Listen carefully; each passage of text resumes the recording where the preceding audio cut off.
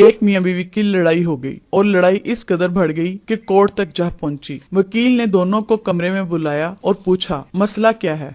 वो दोनों एकदम से एक दूसरे पर टूट पड़े और तनकीद के पहाड़ ढा दिए। दोनों अपने मौकफ से पीछे हटने को तैयार न थे। वकील ने दोनों को भड़ास निकालने दी और चुप करके बैठ गया और लड़ाई खत्म होने का इंतजार करने लगा।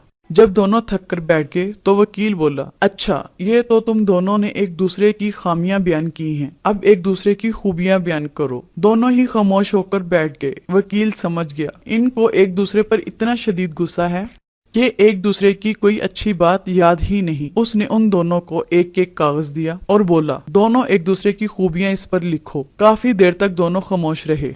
फिर खावंद कुछ लिखने लगा तो उसे लिखता देखकर बीवी भी तेज तेज लिखने लगी। लग रहा था कि अभी भी दोनों मुकाबले में कागज भरने बैठ गए हैं। जब लिख लिया तो दोनों ने अपना कागज वकील को थमा दिया।